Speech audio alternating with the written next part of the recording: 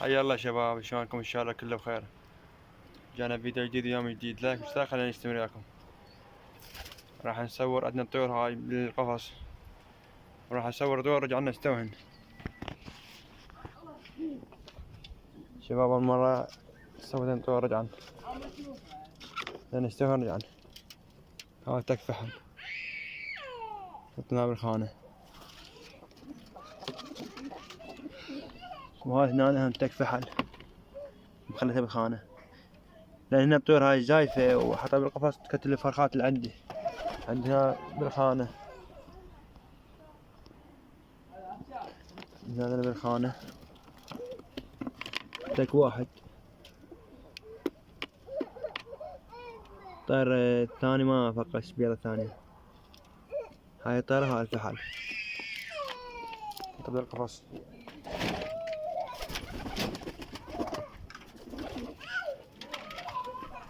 طبعا طول مساطة تاكل، بس كدن جواها فرخات تاكل. هاي الطير طبعا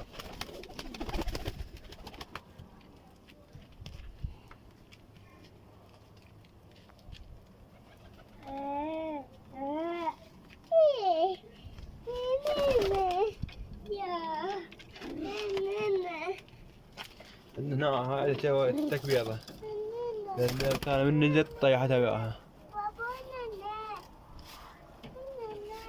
تبي هنا كي تدين؟ إيه.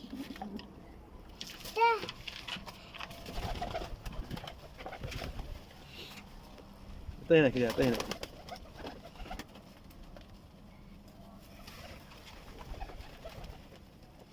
يلا كاف خليك ما نصورهن. كاف قفل الخانة.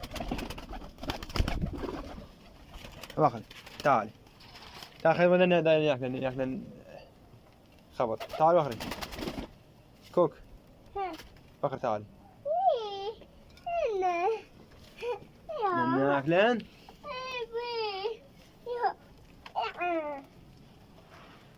لا خطيه خليك ما خلاني. يلا واخرج.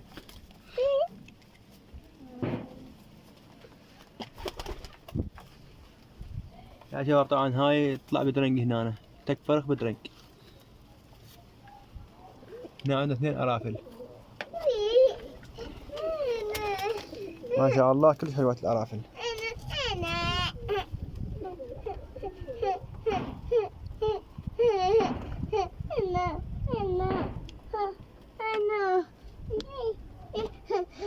لا ينسون يا شباب. لا بابا واي يموت بعد عنون. طبعا ليش طيرة. وهذا الفحل صافي.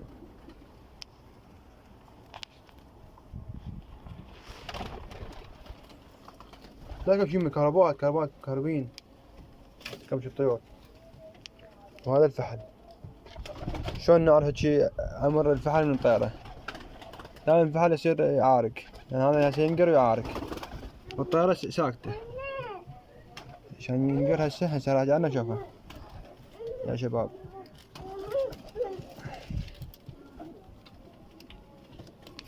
هاي يا شباب، بس الفحل يعارك أكثر.